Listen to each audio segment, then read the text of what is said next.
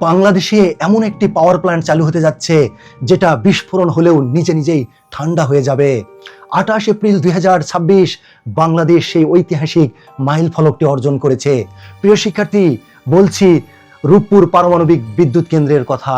আজকের এই ভিডিওতে আমরা রূপপুর পারমাণবিক বিদ্যুৎ কেন্দ্র সম্পর্কে গুরুত্বপূর্ণ তথ্যগুলো জানবো, যা আপনাদের আপকামিং চাকরির পরীক্ষাতে অবশ্যই কমন আসবে।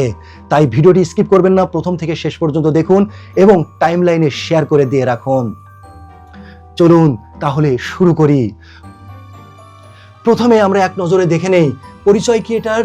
বাংলাদেশের প্রথম পারমাণবিক বিদ্যুৎ কেন্দ্র, মনে রাখবেন যে বাংলাদেশের প্রথম পারমাণবিক বিদ্যুৎ কেন্দ্র রূপপুর পারমাণবিক বিদ্যুৎ কেন্দ্র। এর অবস্থান রূপপুরে, ঈশ্বরদী, পাবনা উপজেলা ঈশ্বরদী, পাবনা জেলায়, এবং এটা পদ্মা নদীর তীরে অবস্থিত। খুবই গুরুত্বপূর্ণ আসবে যে রূপপুর পারমাণবিক বিদ্যুৎ কেন্দ্র কোন নদীর তীরে অবস্থিত? পদ্মা নদীর তীরে অবস্থিত।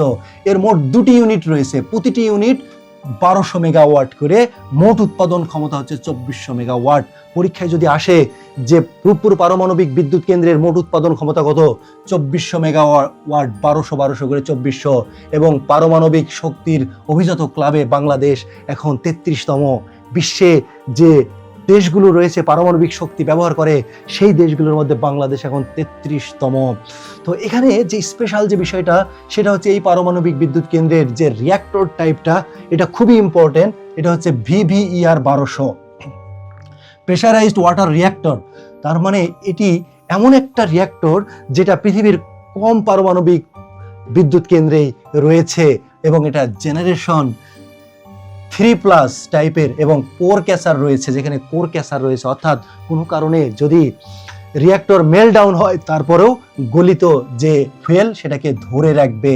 এবং এখানে ফুয়েল টেক ব্যাক সিস্টেম রয়েছে রাশিয়ার সাথে আমাদের, অর্থাৎ ব্যবহৃত জ্বালানি রাশিয়া ফেরত নেবে, এই ওয়েস্ট আমাদের হ্যান্ডেল করতে হবে না। আর এখানে রয়েছে প্যাসিভ সেফটি সিস্টেম, তার মানে কোনো কারণে যদি দুর্ঘটনা ঘটে বা কোনো কারণে যদি বিদ্যুৎ না থাকে, তাহলে এটা অটোমেটিক কুলিং সিস্টেম, অর্থাৎ ন্যাচারাল কুলিং সিস্টেম রয়েছে, এমনি সেটা কি হয়ে যাবে, ঠান্ডা হয়ে যাবে। আর ডিজাইনটা হচ্ছে AES 2006 রাশিয়ান প্রযুক্তি, এবং জ্বালানি ব্যবহার করা হবে ইউরেনিয়াম।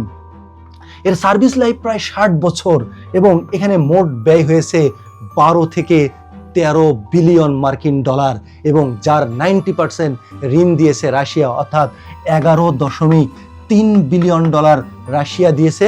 আর আমাদের বাংলাদেশ সরকারের অর্থায়ন রয়েছে প্রায় 1.3 বিলিয়ন ডলার।